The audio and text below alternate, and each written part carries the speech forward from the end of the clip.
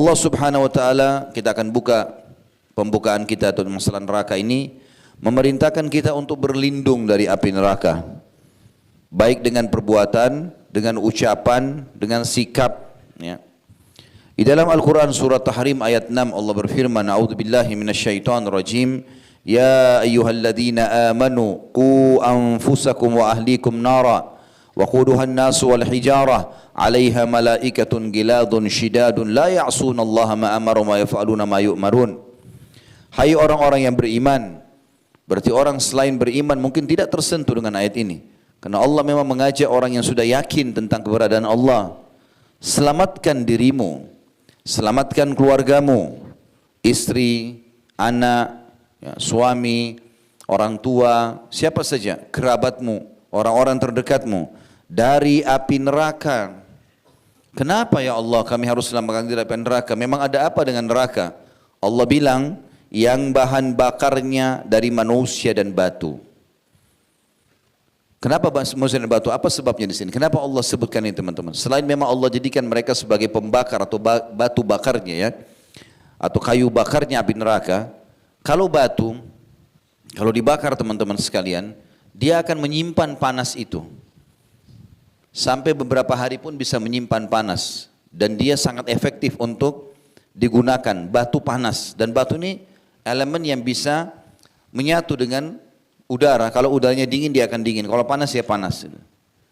Dan batu ini kalau sudah sampai pada puncak panas tertentu dia akan meletup-letup, meledak dan mengeluarkan serpian-serpian kecil. Begitu juga sama dengan manusia. Manusia itu kalau dijadikan dibakar, maka ada anggota tubuhnya yang mengeluarkan letupan-letupan. Kata ulama tafsir, Allah menyebutkan yang bahan bakar dari manusia dan batu, maksudnya kalian akan merasa ngeri melihat itu. Ini saja sudah siksaan. Belum kalau kita dikena dengan apinya.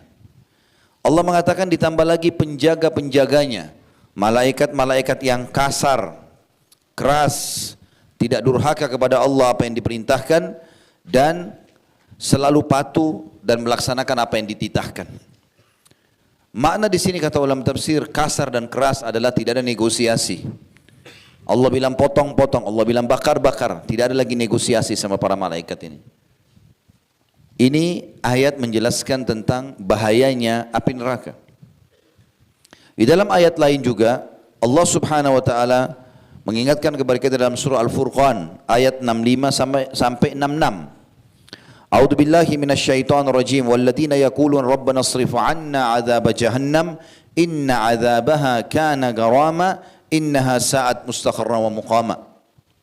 Dan orang-orang yang selalu berkata dan berdoa, orang beriman selalu berdoa, Ya Rabb kami, jauhkanlah kami, selamatkanlah kami dari azab neraka jahannam. Karena sungguhnya azabnya itu membuat kebinasaan yang kekal. Sungguh jahannam itu seburuk-buruk tempat menetap dan tempat kediaman. Kata ulama tafsir, kenapa Allah Subhanahu wa taala menyebutkan tempat atau seburuk-buruk tempat? Karena di neraka teman-teman tidak ada lagi kematian. Seseorang kalau disiksa, naudzubillah, dari awal dia masuk sampai entah berapa lama tidak pernah berhenti dan istirahat dari siksa. Kalau seandainya kita bicara penjara dunia, kalau ada orang di penjara di dunia ini, kemudian ada masa dia dihukum atau disiksa, dicambuk misalnya, maka kita tahu sama-sama tidak akan mungkin 24 jam. Karena yang menyambuknya pun pasti ada waktu letihnya. Di penjara bahkan ada waktu istirahat, ada waktu makan, ada waktu mandi. Walaupun tempatnya tidak senyaman kalau di rumah. Kalau neraka bukan seperti itu teman-teman sekalian. Jauh sekali perbedaannya. Neraka akan disiksa dan tidak akan pernah ada kematian. Bisa dibayangkan kalau seluruh daging kita terlepas dari tulang dan mata kita pun tercabut, tapi tidak mati. Kita rasakan sakitnya. Lalu Allah kembalikan lagi itu, diutuhkan lagi. Sampai Allahu a'lam berapa lama. Kalau 3 golongan, orang kafir, musyrik, dan orang munafik kekal abadi selamanya. Orang muslim, mukmin yang asi, bermaksiat tidak sempat taubat selama di dunia, maka akan disiksa sesuai dengan kadar dosanya. Itu pun Allahu a'lam berapa lama. Hanya Allah yang mengetahui berapa lama dia disiksa. Andai saja kita merenungi satu hari waktu akhirat sebagaimana Allah sebutkan dalam Al-Quran, A'udzubillahi minasyaitonirrajim, yauma inda rabbika ka'alfi sanatin mimma ta'uddun. Satu hari di sisi Allah di akhirat nanti sama dengan 1000 tahun waktu kalian di dunia. Andai saja kita na'udzubillah terjadwalkan atau seseorang terjadwalkan masuk neraka satu hari waktu akhirat, maka sama 1000 tahun disiksa non-stop 24 jam. Setengah hari saja 500 tahun. Maka ini waktu yang sangat luar biasa. Bagaimana dengan orang yang disiksa sekian ribu tahun waktu akhirat atau abadi selamanya. Dan ini semua teman-teman hanya karena tidak mau jadi orang baik. Saya sudah bilang tadi pagi dan saya ulangi kembali, orang yang beriman itu jadi orang baik. Karena disuruh jujur, amanah, tanggung jawab, ramah, dermawan, pahalanya besar masuk surga. Orang yang di neraka ini orang buruk. Karena buruk itu selalu yang menyebabkan masuk neraka dusta, ghibah, fitnah, mengambil hak orang lain, itu yang masuk neraka. Dan di dunia dia terhina, tidak ada yang suka, di akhirat pun tidak baik tempatnya. Penyiksaannya luar biasa. Di dalam surah An-Nisa, surah nomor 4 ayat 56, Allah menggambarkan tentang bagaimana keadaan mereka yang tidak mati itu. A'udzubillahi minasyaitonirrajim, kullama nadijat juluduhum baddalnahum juludan ghairaha liyadzuqul azab. Penghuni neraka itu setiap kali kulit mereka terbakar, daging mereka terbakar, kami ganti dengan kulit yang baru agar mereka merasakan rasa sakit yang baru. Kata para ulama tafsir dalam surah An-Nisa ayat 56 ini, mereka pada saat terbakar rusak kulitnya, rusak dagingnya, ototnya, terbakar sebagian tulangnya, pedih sekali. Begitu Allah utuhkan lagi, juga pedih. Jadi dalam kondisi dia terbakar pedih, dalam kondisi Allah ciptakan kembali juga pedih. Dan mereka merintih kesakitan sebagaimana akan kita pelajari nanti.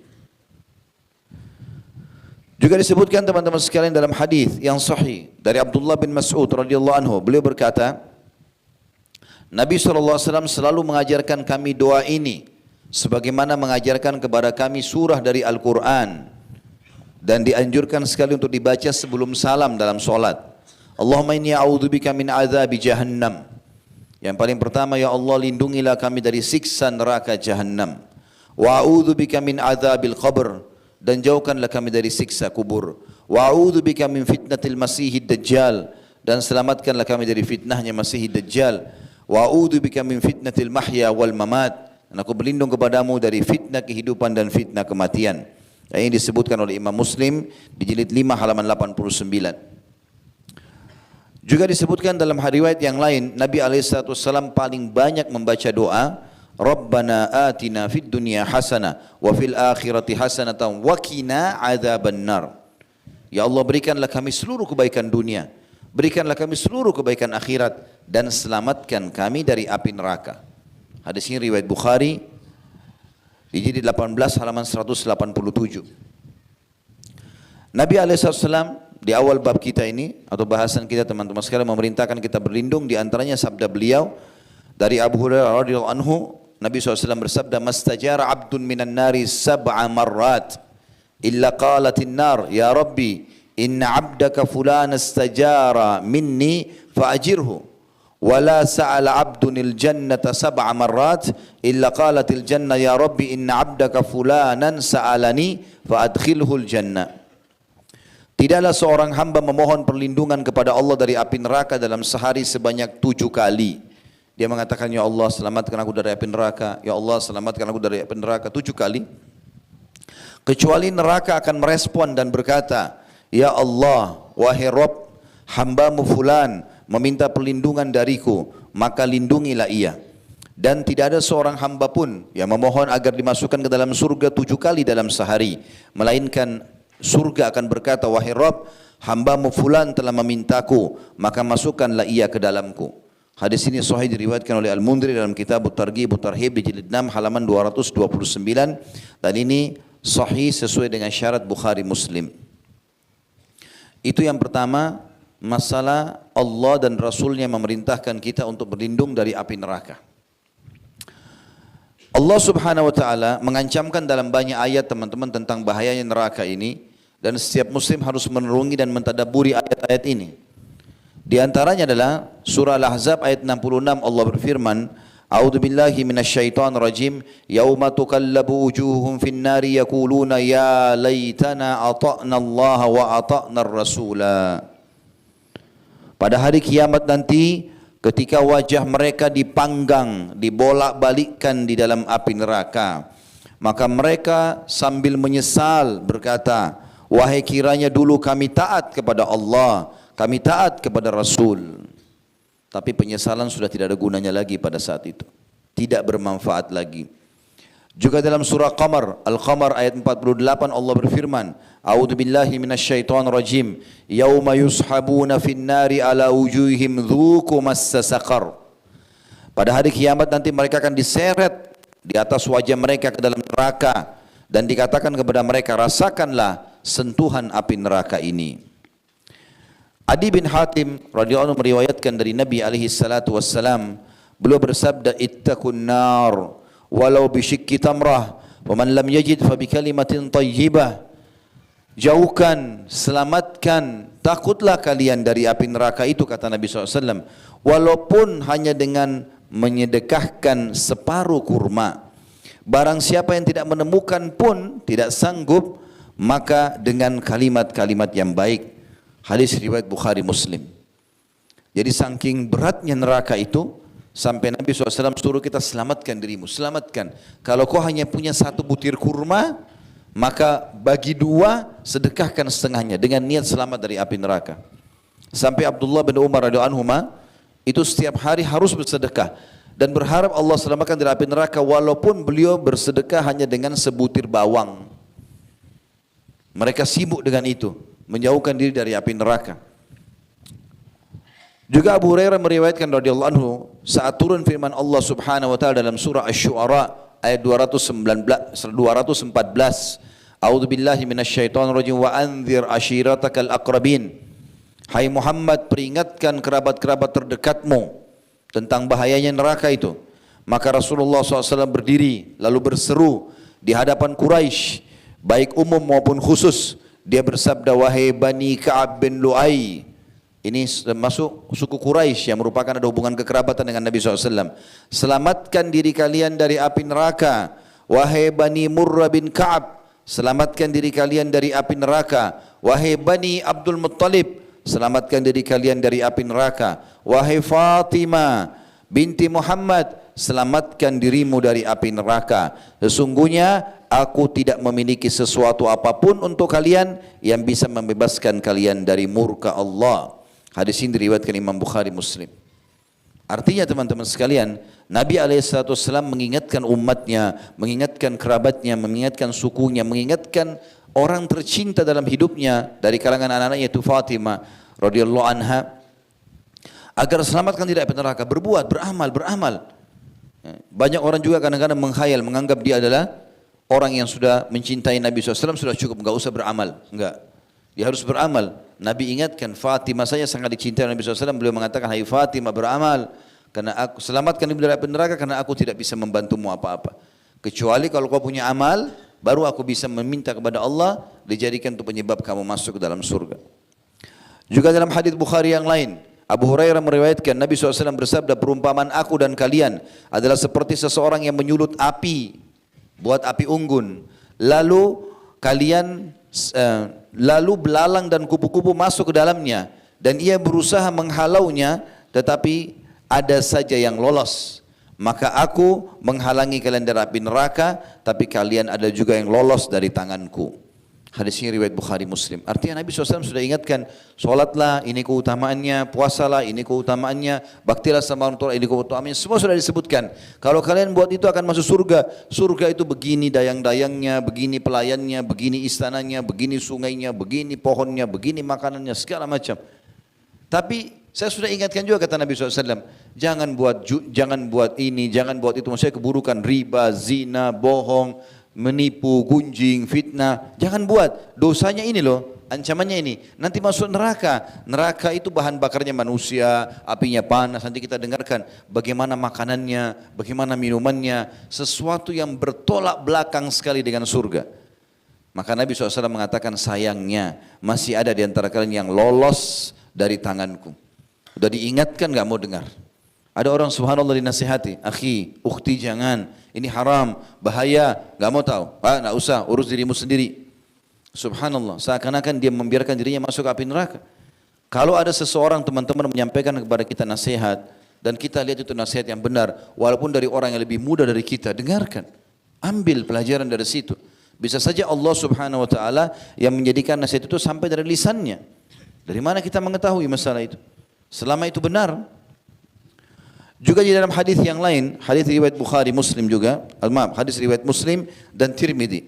Ibnu Mas'ud berkata radhiyallahu anhu bahwasanya Rasulullah SAW bersabda, neraka didatangkan pada hari kiamat dan dia akan diikat dengan 70.000 rantai. Pada setiap satu rantai ada 70.000 malaikat yang menariknya. Jadi neraka ini teman-teman bukan bangunan yang kecil, 1 hektar, 10 hektar. Ada 70.000 tali rantai. Kalau masjid ini ditarik dengan 1.000 rantai saja, 1.000 orang yang tarik mungkin bisa rubuh bangunan. Ya. Maka ini 70.000 rantai, di setiap satu rantai saking besarnya ada 70.000 malaikat. Perlu kita garis bawahi juga ya, malaikat ini makhluknya Allah yang paling besar yang Allah ciptakan.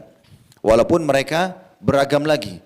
Allah mengatakan dalam Al-Quran, uli ajnihati mathna wa thulatha wa ruba'. Malaikat itu yang paling kecil, ada yang memiliki 2 sayap, 3 sayap dan 4 sayap. Kata sebagian ulama, yang dimaksud 2 sayap adalah 2 di kanan, 2 di kiri. 3 di kanan, 3 di kiri, 4 di kanan, 4 di kiri. Dan sayap ini kalau di jenis hewan, burung-burungan, dia akan bagus terbangnya kalau minimal sepanjang tubuhnya atau lebih panjang. Kita lihat kadang-kadang burung nggak bisa terbang kalau sayapnya lebih kecil dari tubuhnya. Nah, tidak bisa terbang. Maka berarti malaikat-malaikat ini sangat besar. Sangat besar gitu. Nah, ada 70.000 malaikat yang menarik itu. Banyak ciri-ciri malaikat ya. Ada yang sangat besar yang Allah ciptakan, ada juga malaikat yang tadi yang paling kecil memiliki 2 kanan 2 kiri, dan 2 kanan 2 kiri berarti dua sayap itu selebar tubuhnya, dan 4 sayap berarti kiri kanan. Seperti misalnya contoh malaikat Zabaniyah yang Allah mengatakan falyad'u nadiya sanad'u Zabaniyah. Mereka nanti penghuni neraka silakan panggil siapa saja dan kami akan panggil Zabaniyah. Siapa tuh Zabaniyah? Malaikat penjaga neraka yang tidak ada senyumnya, kasar, keras, kerjanya diciptakan hanya untuk menyiksa. Maka disebutkan cirinya oleh Nabi SAW, kalau seorang penunggang kuda dengan kecepatan tinggi selama 60 tahun, riwayat lain 100 tahun, jalan dari awal pundaknya, ya 100 tahun atau 60 tahun dua riwayat ini, belum bisa melewati setengah lehernya malaikat Zabaniyah. Malaikat yang besar, yang kasar, yang keras. Ini bukan seorang bodyguard manusia masih bisa kita lawan.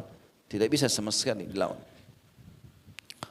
Neraka memiliki 7 buah pintu dan di setiap pintu itu ada jenis siksaan tertentu. Allah sebutkan dalam surah Al-Hijr ayat 44. A'udzubillahi minasyaitonirrajim. Laha sab'atu abwabin likulli babin minhum juz'um maksum. Neraka jahanam mempunyai 7 pintu. Setiap pintu telah ditetapkan untuk golongan tertentu dari mereka. Juga Nabi SAW merincikan Al-Hijr 44 ini dalam sabda beliau, hadis riwayat Ahmad dan disahihkan oleh Syekh Albani, Utbah bin Abdissalam atau Sulami, Utbah bin Abd as-Sulami, ya, radhiyallahu anhu menceritakan, aku mendengarkan Nabi SAW bersabda, surga itu memiliki 8 buah pintu dan neraka memiliki 7 buah pintu. Neraka ini teman-teman sekalian adalah panasnya bukan panas yang biasa. Kira-kira saya mau tanya teman-teman, api yang kita pakai untuk di rumah kita, di rumah saja kita, panas gak? Ya, kita ambil contoh misalnya, lilin saja. Gak usah kita bicara kompor gas, mungkin agak kuat. Lilin kita bisa padamkan dengan jari kita kan? Baik, kalau kita biarkan lilin menyala dan kita letakkan ibu jari kita di atasnya, hitungan detik saja. Panas gak kira-kira? Kalau kita biarkan 1 menit teman-teman mungkin luka bakar tangan kita. Dan itu sudah cukup membuat kita kesakitan selama 2 minggu, 3 minggu. Iya kalau nggak dioperasi, karena kulitnya terbakar. Bagaimana teman-teman sekalian kalau api itu membakar seluruh tubuh? Panas sekali. Itu baru api dunia. Kita dengarkan bagaimana panasnya api di akhirat nanti. Dan api dunia ini salah satu dari bagian api akhirat.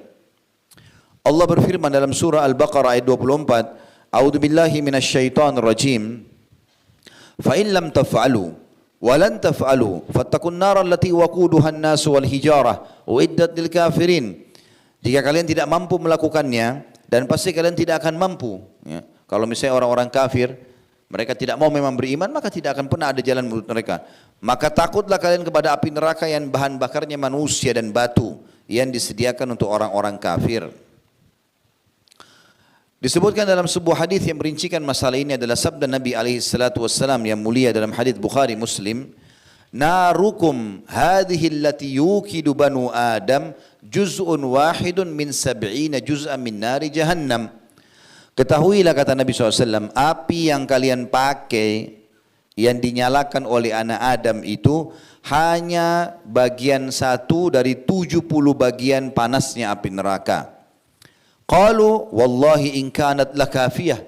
Kata para sahabat, wallahi ya Rasulullah, demi Allah, api dunia saja kalau dipakai bakar buat siksa kami, itu udah cukup. Maka kata Nabi SAW, Qal innaha fuddilat alaiha bitis'atin wa sittina juz'a kulluhunna mithlu harriha. Ketahuilah nanti di akhirat Allah akan lipat gandakan 69 kali lipat lagi dari yang ada sekarang, ya, dan setiap bagian itu sama panasnya. Tadi saya baru kasih contoh teman-teman lilin. Tapi sebagian ulama mengatakan kalau mau tahu panasnya api neraka, jangan lihat api lilin. Tahu kalau mungkin yang tahu pabrik kaca, ya, pabrik baja, biasa menggunakan api, ya. Maka apinya itu saking panasnya, orang yang masuk harus pakai penahan untuk di wajahnya. Kalau enggak serpiannya itu panasnya bisa membakar, ya. Maka itu yang dimaksudkan teman-teman sekalian, itu yang terpanas itu, itulah api bagian dunia, dan di akhirat masih ada 69 kali lipat dari itu. Semua ini hanya pembangkangan, mau jadi orang jahat di dunia, sibuk gibah orang, sibuk fitnah. Teman-teman sekalian, hiduplah menjadi orang yang mengurus diri sendiri, jangan urus orang lain. Dosa itu ada dua, ada dosa berhubungan dengan Allah Subhanahu wa taala, dan ini Allah punya sifat Maha Pengampun, Maha Penyayang. Kata Nabi SAW, buku-buku dosa akan dimaafkan oleh Allah kecuali satu buku, yaitu hubungan seseorang dengan orang lain. Kalau sama Allah kita enggak sholat 20 tahun, taubat di tahun 21, Allah terima, selesai, maafkan. Kalau itu disuruh qadha, orang tidak keluarin zakat, lalu kemudian dia taubat, dia keluarin zakatnya. Orang yang punya utang Ramadan dia bayar. Tapi kalau sama manusia, nggak bisa. Kata Nabi SAW, buku pelanggaran berhubungan dengan makhluk, Allah tidak akan selesaikan sampai pemiliknya mengambil haknya. Haknya. Kalau berhubungan dengan manusia ada 3 dosa. Ada dosa yang berhubungan dengan masalah pengambilan materi, kayak mencuri misalnya, ngambil bendahnya dia. Ini cara taubatnya harus taubat kepada Allah, minta maaf sama dia dan kembalikan curian itu. Kalau tidak, dia akan tuntut hari kiamat. Yang kedua, perusakan citra, ghibah, fitnah, mencaci, ini harus minta maaf. Lalu kemudian memperbaiki nama dia. Yang ketiga adalah perusakan fisik, memukul, melukai badan. Ini hukumnya taubat kepada Allah, lalu minta maaf sama dia. Kalau dia maafkan tidak masalah, tapi kalau tidak, ada kisos. Kalau kita cungkil mata orang, mata kita juga dicungkil. Kalau kita jatuhin giginya, dijatuhin juga gigi. Bahkan setiap anggota tubuh ini ada diah, ada dendahnya. 1 gigi itu bisa dibayar atau harus dibayar dengan 10 ekor unta. Disebutkan dalam hadis, karena tidak bolehnya orang sampai merusak fisik orang. Yang saya sayangkan teman-teman sekalian, ini banyak orang tidak sadar. Dia pikir dirinya sudah sholat di masjid, sudah hadir di ta'lim, tapi sibuk dengan ghibah, menceritakan aib orang. Untuk apa? Dapat apa? Kan itu. Kenapa kita harus sibuk dengan keadaan orang? Kalau sesuatu itu kita lihat depan mata dan salah, dinasihati. Kalau benar didukung. Kalau kita tidak tahu, jangan dicari tahu. Tidak usah kita menanyakan, kamu dari mana, kamu mau kemana, bukan urusan kita. kecuali kita dasarnya atasannya, orang tuanya. Kalau enggak usah tanya. Kenapa kamu pakai baju itu? Kenapa kamu pakai sendal ini? Kenapa beli mobil merek itu? Kenapa kamu menikah sama fulan? Bukan urusan kita, urusan dia. Kecuali depan mata kita itu salah dalam agama, baru kita nasihatin. Berapa banyak orang yang sibuk dengan keadaan ini? Ghibah itu teman-teman adalah sesuatu aib yang ada pada orang. Bahkan di Indonesia ini dijadikan sebagai berita, hot news. Ya, nggak seru TV kalau nggak ada gosipnya. Ceritain aib orang. Ada yang lebih bodoh lagi, orang-orang tidak mengerti apa-apa, dia dengarin, dia sebarkan juga. Padahal ingat, cara taubatnya harus minta maaf. Bisa nggak antum ketemu sama orang itu? Ketemu saja, belum tentu dia maafkan. Belum tentu dia maafkan. Lalu untuk apa teman-teman sekalian? Makanya Nabi SAW ingatkan dalam hadis Bukhari Muslim, man kana yu'minu billahi wal yaumil akhir, falyakul khairan aw liyasmut. Sampai mengaku beriman pada Allah hari akhir, dia mau masuk surga nanti di akhirat, dia hanya ucapkan yang baik. Kata ulama hadis, yang baik itu adalah zikrullah, baca Quran, berdoa, nasihat atau tanya kabar. Yang lain nanya-nanyain macam-macam tidak ada manfaatnya, tidak ada semua. Enggak ada yang ditanya. Makanya Nabi SAW mengatakan juga dalam hadis lain, min husni islamil mar'i tarkuhu ma la ya'ni. Termasuk kesempurnaan Islam seseorang muslim adalah meninggalkan apa yang tidak bermanfaat bagi dia, baik pertanyaan ataupun sikap atau perilaku.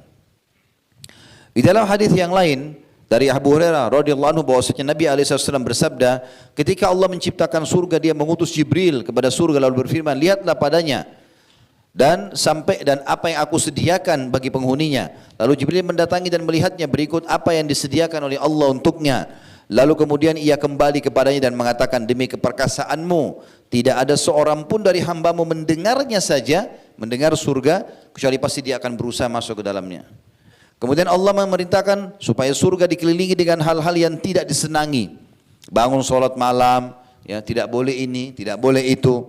Lalu Allah memerintahkan kepada Jibril, kembalilah kepadanya, lihat lagi sekarang surga itu. Apa yang aku sediakan bagi penghuninya di dalamnya. Lalu Jibril datang dan melihat, kemudian kembali lagi mengatakan, setelah melihat surga itu dikelilingi dengan makarih, hal-hal yang orang tidak suka, lalu dia mengatakan, ya Allah, aku khawatir tidak ada seorang pun yang bisa lolos masuk ke dalamnya. Lalu Allah berfirman, pergilah ke neraka, lalu lihatlah kepadanya dan apa yang aku sediakan untuk penghuninya di dalamnya. Ternyata neraka bertumpukan satu sama yang lain, panas sekali, apinya menyambar sana sini. Dan akhirnya ia kembali lalu mengatakan, demi keperkasaanmu tidaklah seseorang mendengarkan lalu ia memasukinya, pasti dia akan ketakutan. Lalu Allah Subhanahu wa taala memerintahkan agar neraka dikelilingi dengan syahwat, hawa nafsu, mengganggu orang dan segala macam perbuatan buruk. Lalu Allah menyuruh Jibril lagi kembali untuk melihat, kembalilah dan lihatlah neraka itu. Lalu kemudian dia kembali dan mengatakan, demi keperkasaanmu sungguh aku khawatir tidak ada seorang pun yang selamat darinya. Hadis ini riwayat Abu Daud.